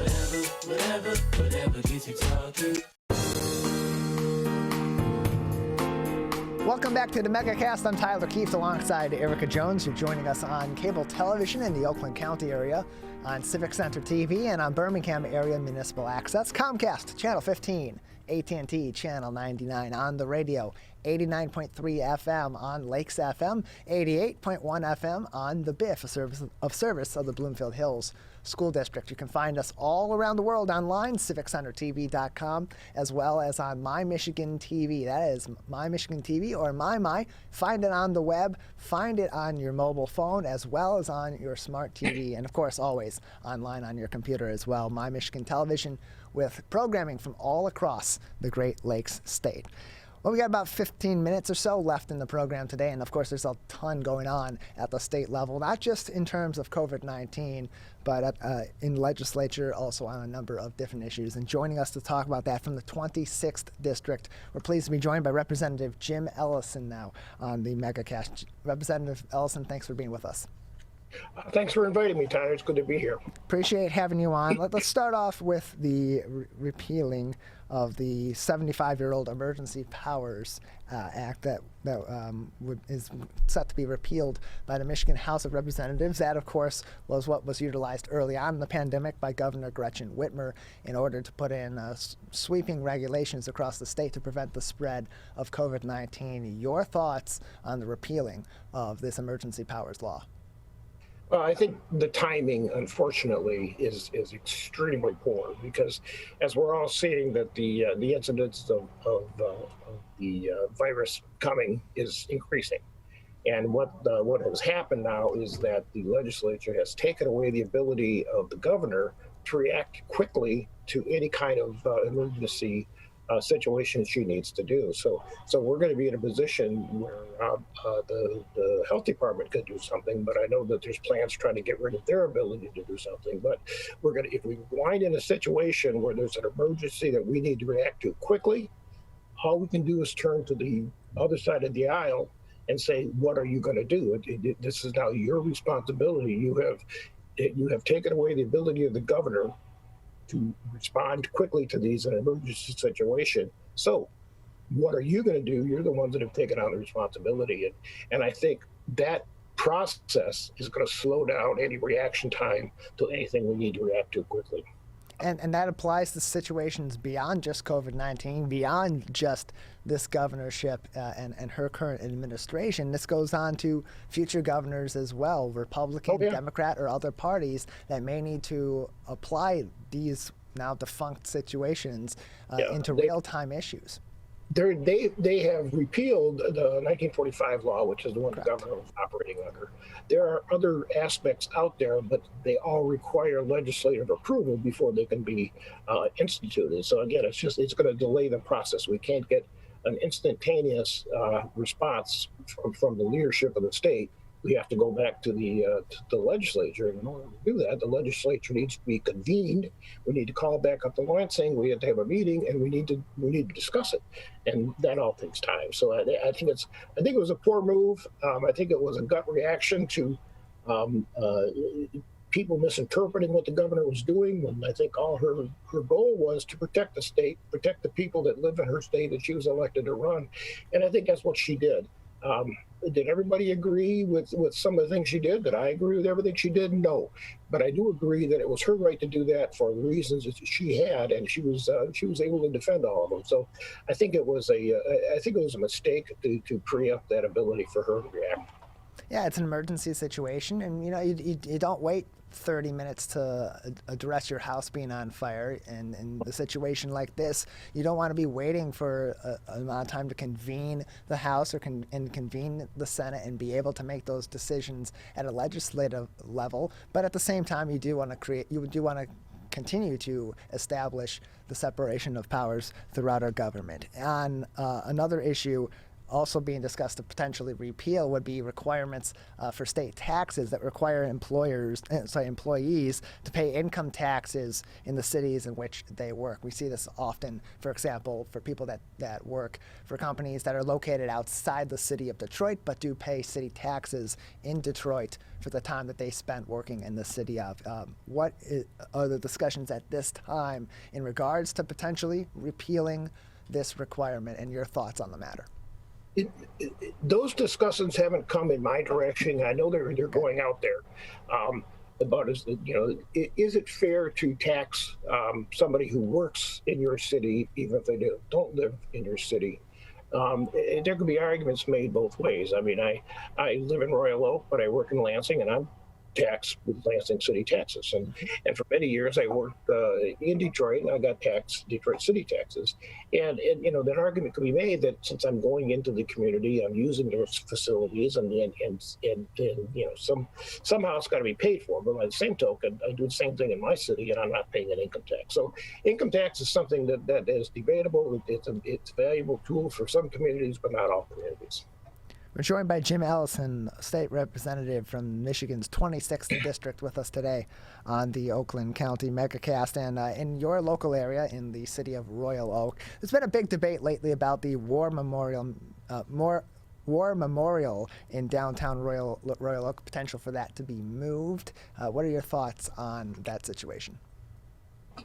Oh, I got to be careful here because there is litigation going on, and it's a number of years. When I was back in Mayor of Royal Oak, was back in 2016. That's when we originally started the process of building this downtown community park. We were building a new city hall, we were building a new police station, and the decision by the commission was made to tear down those two old facilities and turn it into a community park. And the land they were on abutted the area where the Veterans Memorial was.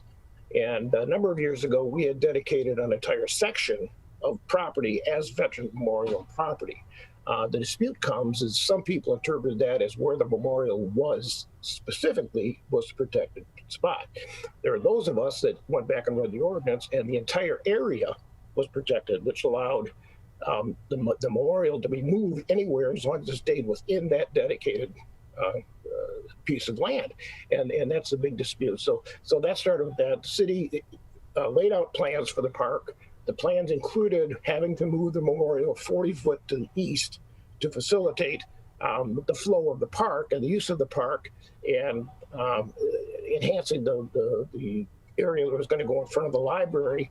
And so they moved the memorial 40 foot to the east, and they kind of segregate it with a grove of trees, and really the artist's concept was to make it more accessible. We put it back on the ground so it's not 2 steps up. I mean, everything they did, they were doing it to make it a more pleasant, more accepting area. But unfortunately, we do have a group in the city that grabs at everything they can. It's a political group. They're running their own candidates for office, and they've turned it into a political football, and it's turned ugly. It's turned very, very ugly. And unfortunately, I think the ones that are going to take the biggest hit on this is going to be the veterans, because personally, I think they've been used as patsies for this group of political activists to try to get their way and misinterpret the facts. So, it's going to go on. The finally succeeded in getting this. It's going to be on the ballot in November. Should we move it? Well, it's already moved. So if the ballot initiative passes, then it's going to force the city to move it back to the tune of $400,000. And it's just turned into excuse the language, a pissing match between two groups of people. And it really doesn't happen, because all we really wanted to do was build a nice park in the center of the city for all our residents and visitors to enjoy. And it's turned into a very sour situation.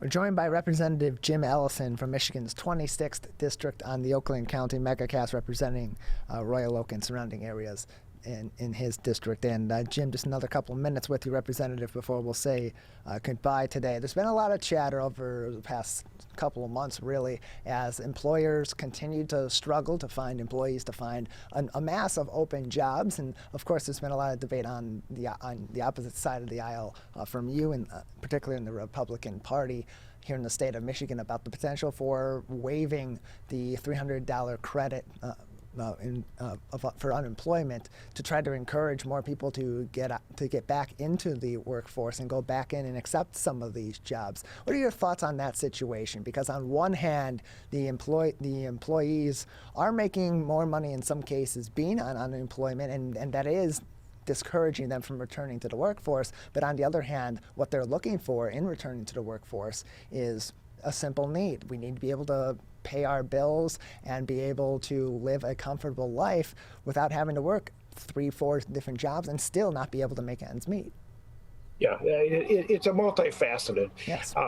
We had people in crisis that had lost their jobs because the pandemic was shutting down businesses and they couldn't work. And so unemployment goes out there. We added the extra money. The money was made available. And yeah, it helped people to survive. It wasn't an invitation to stop working forever, because that money was eventually going to run out. And we also have the problem of wage. There was a petition initiative a number of years that got through, and was adopted by the leadership of the legislature to raise the minimum wage, and that would have helped a lot of these problems. If the people are making more money, more incentive to go back to work. But when it was adopted, it was gutted. It was gutted by the Republican majority, so that it didn't make any difference in anything. And it phased in over the years. Eventually, it may raise some money, but far behind the needs of people that need money. We need, minimum wage needs to be raised. These people need to get back to work. They need to have some incentive to get back to work. And this $300 bonus pay is going to run out. Complicated now by the fact that we're seeing instances of the virus that's coming back. So does that mean we need to reboot this whole situation or keep this in? It's a constantly changing situation. When the bill came in front of us, I did not support repealing that because I felt there were still too many people that needed that money to pay the rent, to pay the bills, whatever it was, and we were just cutting it off from under them. But now time has progressed, and the situation needs to be analyzed again. I mean, we do have a lot of people, we do have a lot of jobs available that people aren't taking, and it's come to the point that we need to take that incentive away and say, go back to work because everybody's suffering now. But to tell them to go back to work, only to be told, okay, we've got to shut you down again because the pandemic's being kicked in. It's just, it's a constantly changing situation, and I don't think there is any real right answer right now. Well, Representative Allison, we appreciate your time, appreciate you joining us to talk about these issues. We'll definitely want to have you on again and appreciate your time today. Anytime. Thank you, Tyler. Thank you, Erica. Erica, it's been good talking to you. I try to stay out of the political conversations. I know where I can chime in and where I can't. And I think you're probably the smartest person in this room right now. Probably, absolutely. So thanks for calling me out. Appreciate it. 15 seconds left in the program today. We appreciate all of you for joining us on a number of our outlets, including on My Michigan TV. You can find that on mymitv.com. That'll do it for today's edition of the Megacast. Thanks to our crew and all of our guests. We'll return tomorrow at 10 a.m.